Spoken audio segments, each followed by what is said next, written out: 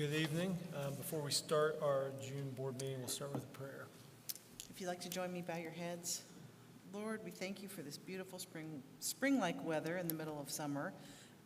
Thank you for everyone who is here this evening. We thank you for this summertime off to rest and relax, to be ready for the next school year. Continue to be with us as we travel and enjoy time with our family and friends. Be with us tonight as we conduct the business for our schools and help us to make the best decisions for everyone involved. These things we pray in Jesus' name. Amen. Amen. Well, good evening. Welcome to the June board meeting. I'll officially call this meeting to order. First thing up is recognition. Thank you, President Satterfield. Normally during the summer, we don't do recognition, but this is a special one because our teachers have worked hard. They get a little extra. They're a $1,200 check. So Ashley Cross is here. We also have Ashley Cross, Sandra Haslam, and Grace Creech all have finished their 80 hours of Science of Reading work from the Department of Education. And so I'm here today to issue their checks, but also say congratulations. So Ashley, if you want to come on up.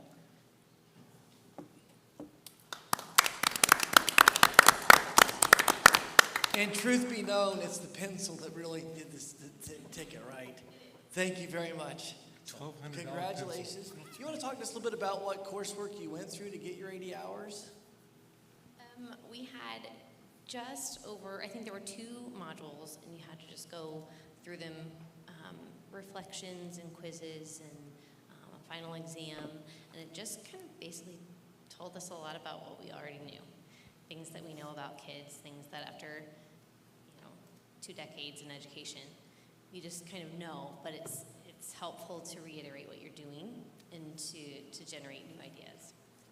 And this is part of the program to get all of our 3rd graders to pass the iRead at 95%. As you know, the new state law talks about science of reading, and this is one of the initiatives. Also, teachers are going to be required to participate in these modules to get their license renewed. So Ashley is actually ahead of the game. And you get this, all right, well, congratulations. So that's a really important part of this journey. We want to recognize our teachers for really being leaders in this and taking the initiative. Ashley is a Creekside kindergarten teacher, so all of the OG work and all the different things we're doing, focused on literacy, she's bringing to fruition. So we'll get a picture here, and we just want to say thank you.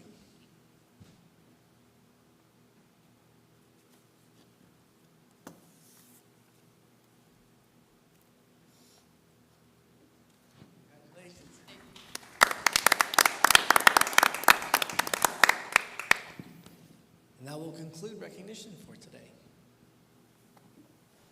All right, congrats. Thank you. We will move on to consent agenda. We have a few items on there. First, do we have any public comments on consent agenda? Thank you, Robin. I do want to explain one item. The Performing Arts Center rental agreement. This is very similar to the agreement that you've already approved for our facility management. But apparently there were groups that were staying until 2, 3 o'clock in the morning. So Courtney, our new director there, wanted to put some restrictions on that. So those changes you'll see highlighted in yellow. And Courtney has also done some good market research on what we should be charging for facility rental. So that back page shows her recommendations on our rental pricing with some of the dressing room pricing and custodial fees, those kind of things. So very similar to the agreement you already approved, just a little more restrictive on the other side of the building. Also, President Sappenfield, we do have one overnight field trip that we need to walk on.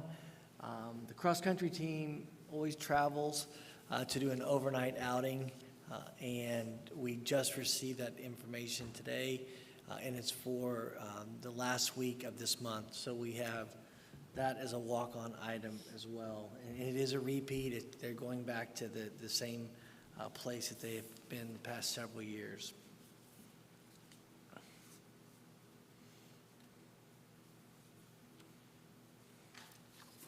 I had a question about the orientation mobility services. Is that something for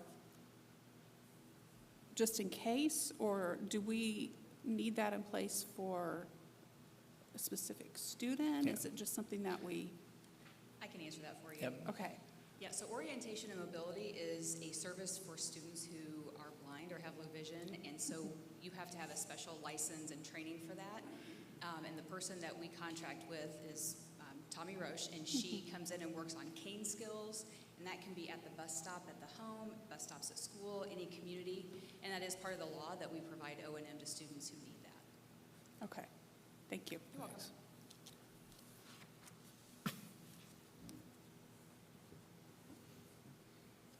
Any other comments, questions?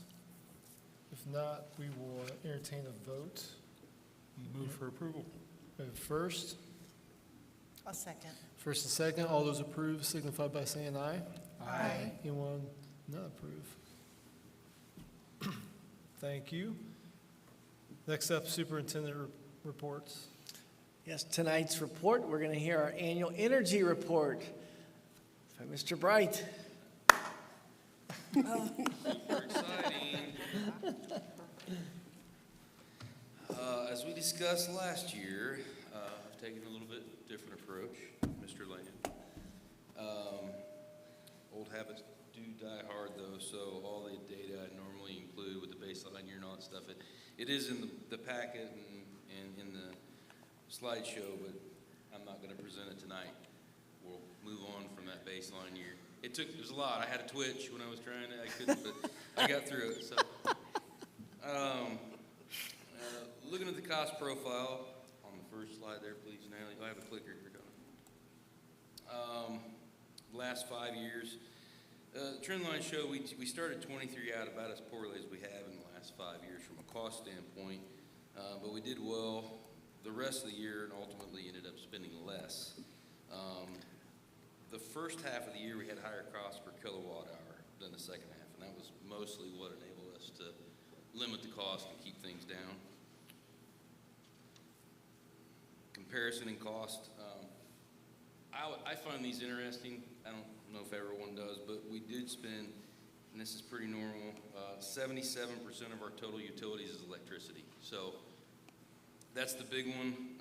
When you look through this stuff, you can just apply that number and see how much we really spend there.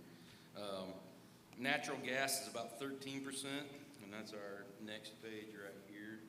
This is the usage for 2023. It was one of our lowest usages in the last 5 years. We had a mild winter. We were able to follow a tighter schedule in HVAC equipment. We can get some surprise increases in gas, as Tina well knows, when they send us those notices, and so that can give us some surprise high monthly bills in the wintertime especially, but we've mostly avoided that this past year. Electricity usage is the driver of our overall utilities. And I think this report is an easy way to see how these things break down. And if electric usage is the driver of our overall utility costs, FCHS is the driver of that usage. It is, the building itself is roughly 485,000 square feet with 3 electric meters. It used a combined 5,241,953 kilowatt hours in 2023. In comparison, FCMS and Custer Baker combined for roughly 3,576,000 kilowatt hours, and they both together are 534,000 square feet. So bigger than the high school, but almost 2 million kilowatt hours less usage. So FCHS is definitely our driver of all utilities. Another way we can look at that, FCHS used roughly the same amount of electricity as FCMS, Custer Baker, Creekside, and Northwood combined for the year. And it combines for 42% of the corporation's total usage. It's the busiest building in the corporation after hours in the summer. They both contribute to that. Cooling the building in June, July, and August accounted for 33% of the total electricity usage for the year. So this next slide I put together because we did see in 2022, Tina, we saw a surprise increase from Duke that really showed up and to the tune of $1,576,000 for that year. It's fallen back down per kilowatt hour now to our normal 10 cents, but we've been getting notifications that that's going to go back up. So as I have on here, excluding 20 and 21 due to COVID, it's been fairly steady in the usage and cost for the last 11 years. But kilowatt cost for 22, as you see, is 13 cents per kilowatt hour. And by the time you add that multiplied out with our usage, it becomes a lot more. 2025 may become similar to that because they're predicting a 15% increase from Duke. So, and really our usage is the only variable that we have control over it, and I think this kind of proves that. You can see the years that our usage is pretty similar in 22 and 23, but 22 was $200,000 more expensive.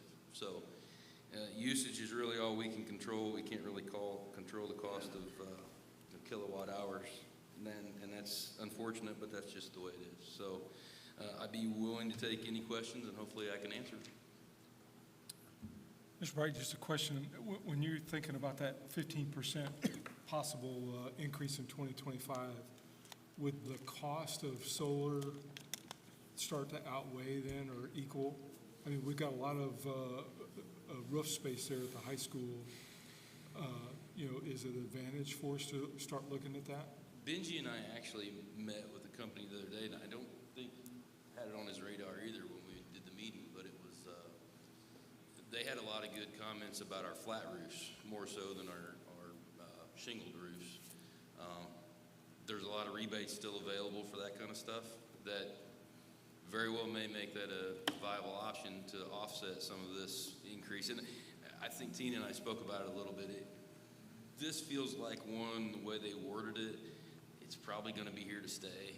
They're talking about investments in their infrastructure and things like that that make me think that it's not just a one-off increase that's going to fall off. It's probably going to be there for the duration. So it definitely could be time to be looking at that. We've made some improvements. The high school chiller project is a big one, and I kind of led that way with what I was saying there, because the new chillers, I hope, will drastically reduce our usage at the high school during the cooling months from what we did have. So, whether it's solar or more energy efficient projects that, we can look at, lighting, things like that, definitely we probably should plan on that in the future, just to help offset our costs so that we don't get such giant bills and surprises. Well, I think you and your team have done an excellent job on going through the schools. As we look over the last several years as you've come in, you guys have done a great job on controlling, reducing those expenses. So now's probably the time to start looking at then how do we balance out that expense. Thank you. And taking that in. So yeah, it is a challenging balancing act to keep the building obviously comfortable and cool or warm, but yet, not use it when we don't need to. And I do feel like we're probably at that threshold where we can't do much better. We need to start looking at efficiency improvements. So. Okay. Jeff does a really nice job in putting together my numbers for the budget each year, so I want to publicly acknowledge those efforts. Thank Thank you. you. That's He's coming always up. right on target. Somehow. I think it's luck. Yeah. I think the other thing that you're going to hear later on tonight, and Jeff will play a big part of this, is looking at how do we continue to look at some of our deferred maintenance issues and how can we fund some projects to bring costs down. And I know that we are going to engage in that conversation. We'll have Jeff there as well. But when you look at the cost savings at 2.7 million over 11-year period, it's awesome. But we also know costs are going to go up. How do we continue to really provide the best for our students? Because remember, every dollar we spend on utilities, we can't spend on kids. And so we need to continue to think about how can we do some things differently, be it solar, be it LED, or what other ideas that Jeff and his team can come up with. But you're going to hear more about that in a little bit later in tonight's presentation. But I want to thank Jeff, and I also want to just have us begin thinking about those projects as well. Great. Thank you very much. Thanks. Thanks. Moving on to action items, and at this time, the regular board meeting will stop, and we'll open a public hearing for the additional appropriation request for the purchase of Earlywood property. Yes, back in April, the board approved a requisition to transfer rainy day funds to the operating fund for the purchase of the Earlywood property. But what we also need to do is request additional appropriation. When I put together the '24 budget, we did not have that on our radar yet, or at least not firmly anyway. So the resolution you have in front of you is requesting $700,000 of additional appropriation in the building and land acquisitions account. So this will cover both the purchase price of $345,995, which is close, but the attorneys say it could fluctuate a little bit. And then also the demo quote was $281,500, and that's been a while. So that pricing could change, which is why even though that total is $627,000. I requested additional appropriation of $700,000. So keep in mind, that's just a budget line item. That doesn't commit us to $700,000. It just allows enough in that line item for me to not have to come back to you again. So we advertised the public hearing in the Daily Journal on Saturday, June 1st, in compliance with State Board of Accounts requirements, and also we transferred from rainy day to operations at the April board meeting.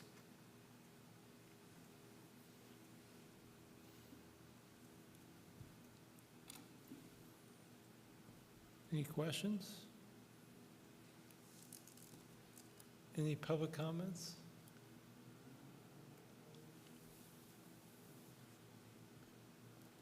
Move to approve then. Do I need to close the public hearing first, Roger? That's correct. All right. So at this time, I'll close the public hearing and reopen the regular board meeting. Now we can look for a motion. Move to approve. First, I'll second. second, all those approved signify by saying aye. Aye. Anyone opposed? Thanks, Tina. All right, that leads us into the other action items. Any public comments on those? All right.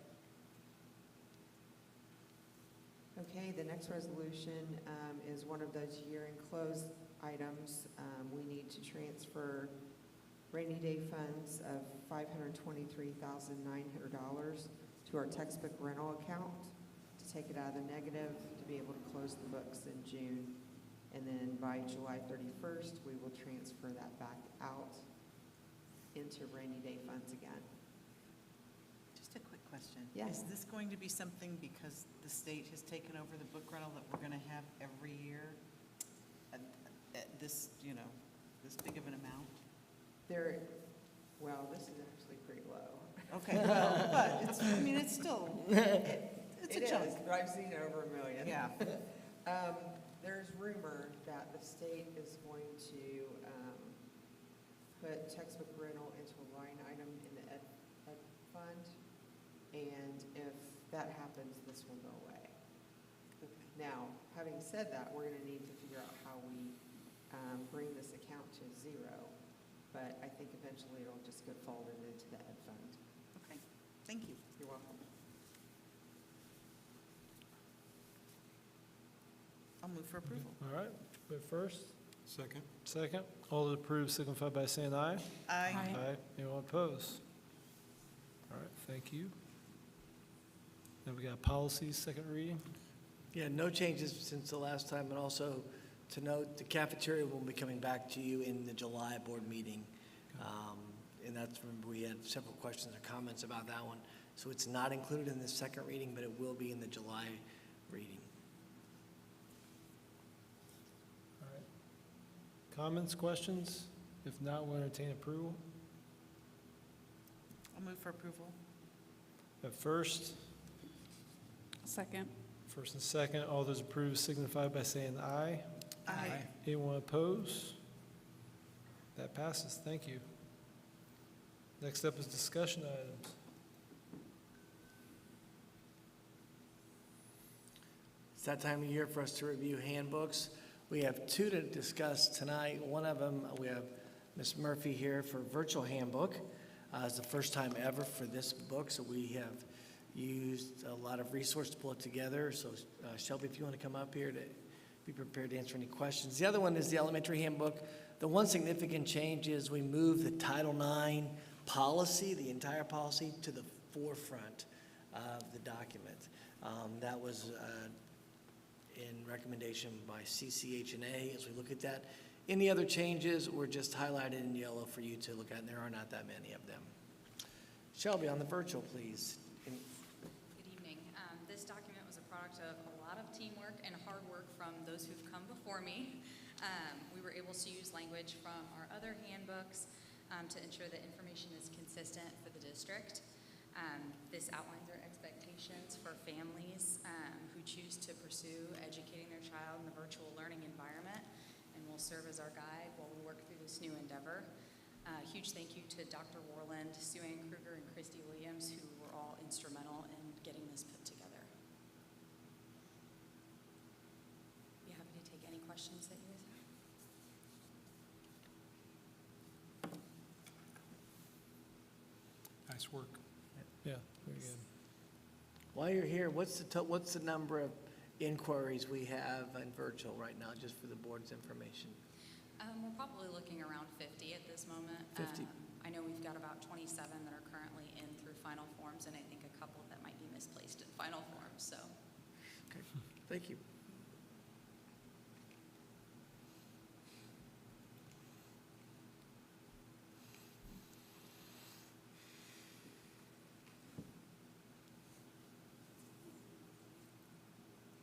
To answer your question from a few minutes ago, I came up here and didn't answer your question.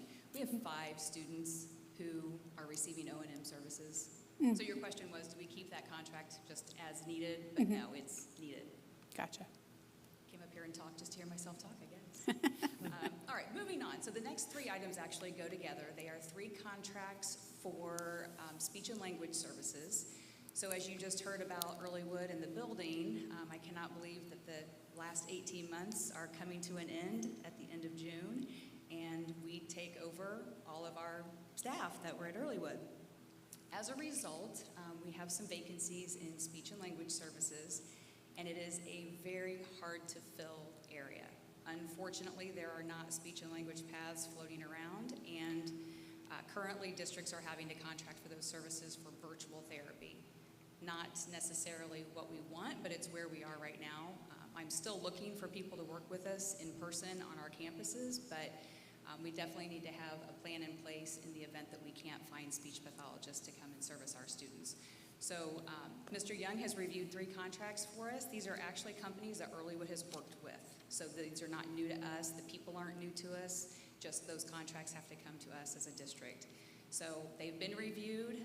We have some people kind of waiting behind the scenes, ready to come on and work with us next year if needed. And then next month I'll come back and ask for your approval so I can get them hired and caseloads assigned and working with kids August 7th. What questions do you have?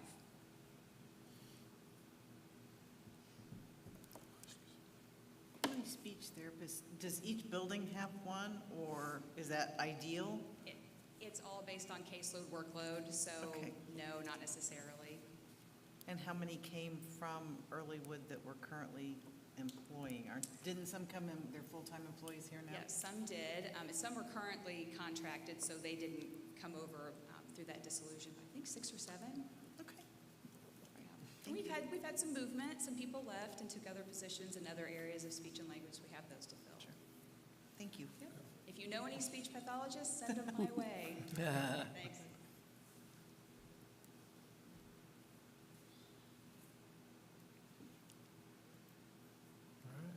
We have some changes with regard to the athletic handbook, so Mr. Doty is here to present those. I know he's had conversation with the athletic committee as well. Yes, thank you, Dr. Clendenning. This will obviously be a part of the high school handbook, but I wanted to bring it forward in June. There are some significant changes, or at least recommendations, based on a committee that we formed, our Student Athlete Advisory Council, along with our boys and girls golf coach, Coach Ted Bishop. We worked through some revisions to this, and obviously the whole handbook and code of conduct are here, but what I've highlighted are where the changes would reside. And this is really born out of the idea to make some revisions to this would be, after discussions with some students, mainly in our Student Athlete Advisory Council, but even other student athletes, in discussion about vaping, the use of alcohol, tobacco, it's more prevalent than what we adults and even for me, an administrator in the building, really knew or thought of. And so as we think about that, what is the purpose of a code of conduct? And it's a deterrent. We're trying to shape behaviors and not necessarily just a gotcha out of this. Now, obviously, their consequences are part of that. But also, if you were to read the drug testing, the random drug testing policy, it also has language in there that the purpose of the random drug test is not to be punitive. And it's really to be a deterrent, to help that stopgap. So with that in mind, we wanted to look at this, and we talked to other schools in the Mid-State Conference about where their first and second offenses, their consequences for those offenses resided. So just to go down through here, where you see the first highlighted area right there, there's some language there that we added, just really about, it's actually item number 2, registering in final forms, because now everything except for the signed paper for the physical is on final forms, and those are all electronic forms. So I wanted language in there for the concussion, sudden cardiac arrest forms, consent release, the drug testing policy, this code of conduct that would be before you, and then the transportation form. So that's why that's highlighted there. The second thing I would discuss here is the layout of these inappropriate behaviors that will be addressed, this overall category. We felt like we wanted to match it up to the ECA part of the high school handbook, and how it is laid out is in general conduct, then alcohol, drugs, tobacco, and then the final category of social media, where this code of conduct for the athletics used to be, or the original one that's still in place, I would say, is that tobacco was its own category, and then alcohol, drugs were a part of the general conduct. We felt like we wanted to mirror what is in the ECA part of the high school handbook and combine the alcohol, drugs, tobacco all into one, and then general conduct into one. So we've laid it out in that order. And then the third thing would be the level of consequences. We talked about the level of consequences. The first offense for general conduct, we added language into here, and this is the discussion with Principal Ahaus, is allowing us the autonomy to make some decisions based on what the behavior is. And so the level of suspension for each offense is subject to administrative decision-making and can be increased based on the severity of the incident. So you can see it's more of a range, and it gives us that ability to make that decision for general conduct. And then down into E.B would be alcohol, drugs, tobacco. That level of offense would be at 25% season suspension. But then we've added in the thought where we want to make sure that the students aren't continuing with this behavior. And so we've wanted to do a drug test upon their return to play, and then another random one. They would have to successfully pass another random drug test during that season. And then finally, the second offense would just be ratcheted up, a 50% suspension, adding in those drug tests, but then also an educational piece component that they would have to pass an educational course. So that's where we felt like that, the current code of conduct and the consequences that are outlined in there, where they're missing those pieces where we're retesting kids and also an educational component to that. So we really wanted to focus on that. So that really is in a nutshell what you see highlighted there. Happy to answer any questions. If I can't get them answered tonight, would love to come back in July and bring those any answers to you that I can if you have questions for tonight. Question? No question. Oh, go ahead. I just say, on section E, paragraph B, I missed this earlier when we talked about it.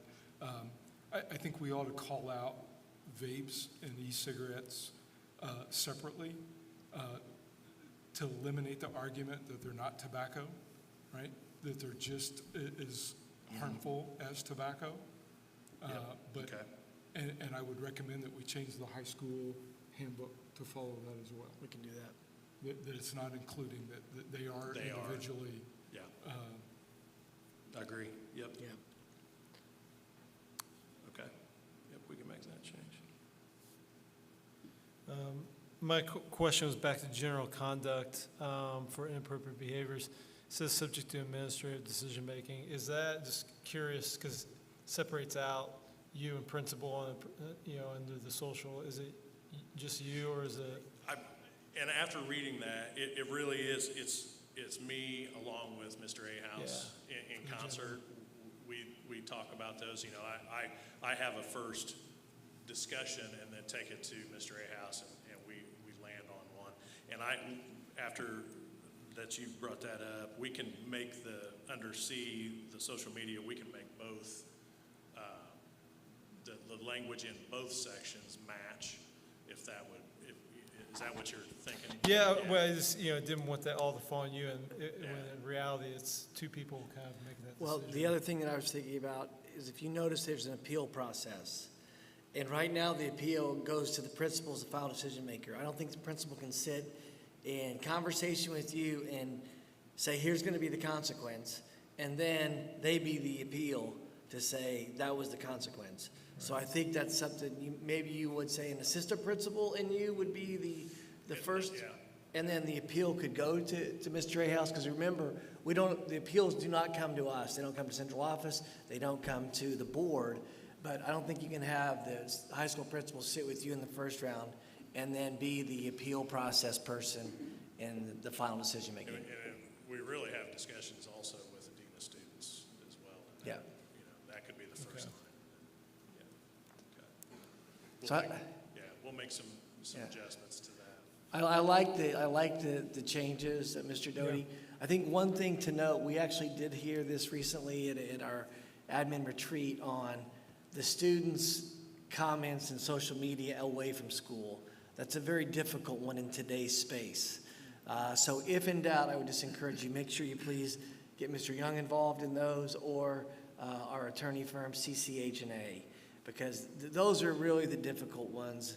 When the kid's not in school and they make a comment, how does that play out in school to us? But I really appreciate the changes. I especially think on the vaping, it's interesting. Now, I met with a group of student athletes, and I talked to Mr. Doty, and they said, it's okay for you guys to be harsh to us, basically. They're like, give us consequences. And I think this puts forth some real consequences and responsibilities back. You're going to pass the drug test again, or you're not going to participate. So I applaud Bill and the athletic committee for coming up with this as a way to us to try to be proactive.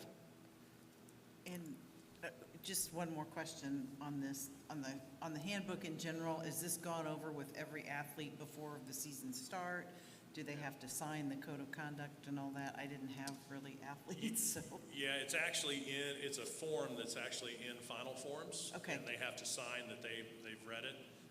And then also, at a parent meeting, whatever specific team that season that they're in, there's some things, obviously, that the coach has, also Right. team rules, and that's covered as well. Yeah. Very good, thank you. Yep. I think I'm still under my DARE contract from that I signed when I was 16. Mr. Doty, while you're here, this is not on this topic, but it is on a relevant topic. And as of July 1st, anytime we have an athletic council meeting, we will need to post the agenda appropriately. Mr. Young, the law has changed. Even though they're my committees, but you all sit as representatives on various committees, since you do represent the community, we will have to post the agenda. So we'll have to follow the open door on that and 48 hours notice and those type of things. So we'll make sure those get articulated to you. But since you're here, I just received a notice from Mr. Young about this. I wanted to make sure that I let you know that. Very good. Well, I was going to have one in July, so we will make sure Thank that you. happens. All right.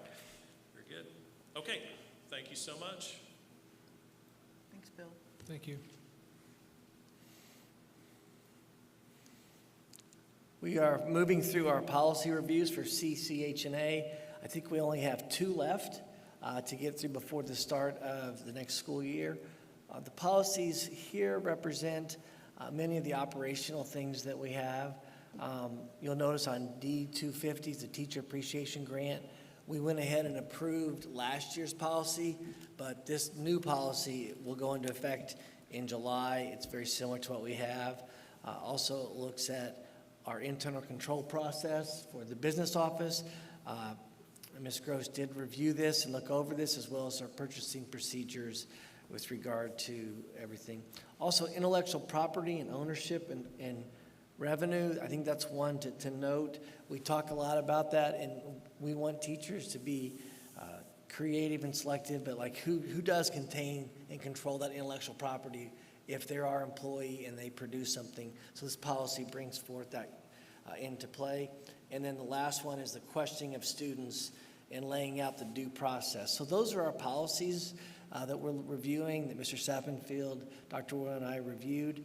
We'll ask for second reading in July, and then we'll have another batch probably coming to you for first reading in July also as we move forward.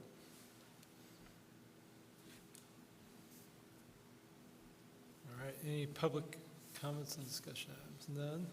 We'll move on to board and administrative comments. The only comment I have on behalf of the board is to wish Dr. Clending a happy birthday. Thank you very much. Yeah, it's a big one. Big one. Thank you. We do have a few admin comments. First, why Ms. Murphy's here. This Friday, she's going to have her first ever coffee with the virtual principal at Main and Madison. Really just trying to generate some conversation and connections in the community. We're also moving forward with advertising in the virtual space. And so Shelby can talk about that a little bit, but that is Friday from, I've just sent the 10 o'clock, is that correct? Thank you very much. 10 o'clock till noon at Main and Madison. Yes, we'll be from 10 to 12 at Main and Madison. I've already met with a couple of families, and just one of the things they've said is thank you so much for meeting with me in person. They're finding that when they try to get into a virtual school in other spaces, they can't get somebody on the phone, or they get locked in a phone tree, or they can't figure out the website.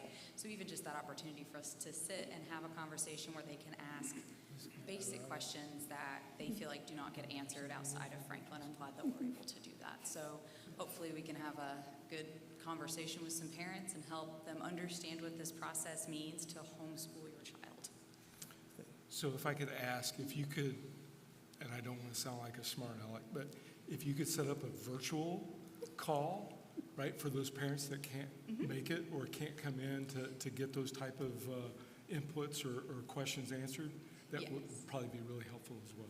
Yes, that's kind of one of my plans as we move forward into this summer. And we're also looking at, so one of the requirements is they have to have an orientation and offering that orientation virtually where it's needed. Really trying to get people in person as much as we Right. can I because I want them understand. to understand, you know, this is still school. Right.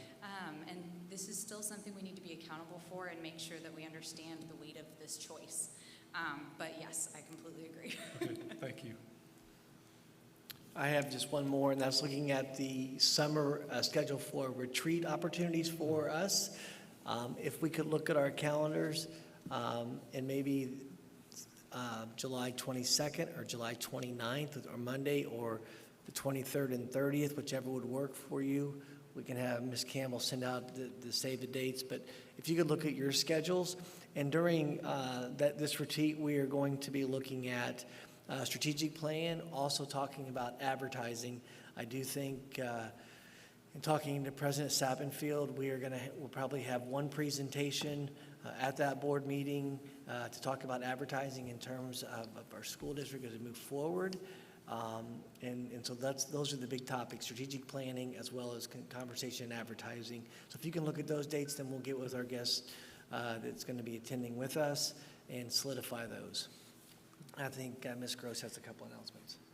Yes, so back in February at our retreat, we talked about our bond capacity for this year and our ability to issue bonds to keep up our good work on deferred maintenance and other special projects.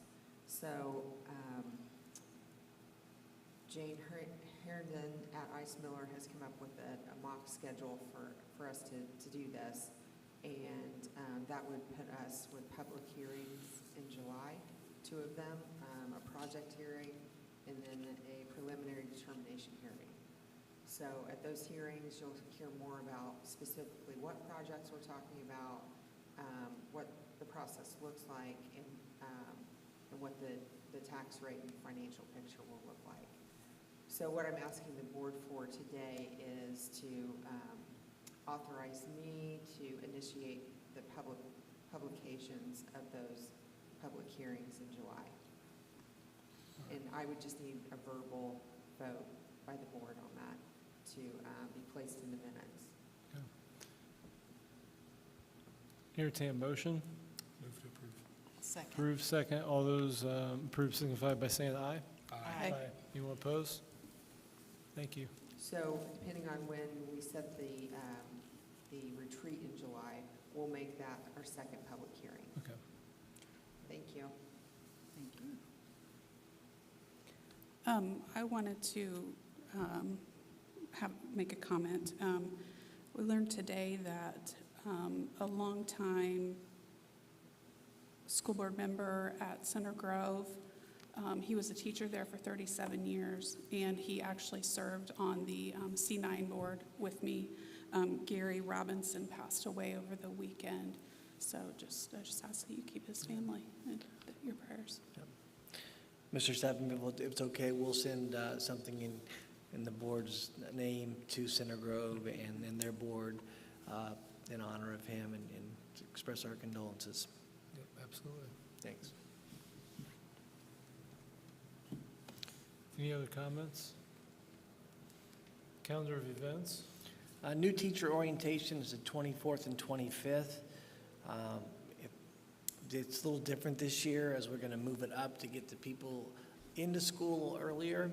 Our back-to-school celebration is on the 3rd for everyone, and I hope you can be there. And we're kind of looking at setting the gold, setting the gold standard, or what? I forget the actual quote. We're kind of tying in the Olympics as well as moving forward. So that's where we're at. And then first day back of school is that Wednesday. So we're excited to have everybody. It'll go quickly. And that will be our calendar review. All right. Entertain motion to adjourn. Let's get out of here. First and second, I'll second that one. Thank you for coming, appreciate it.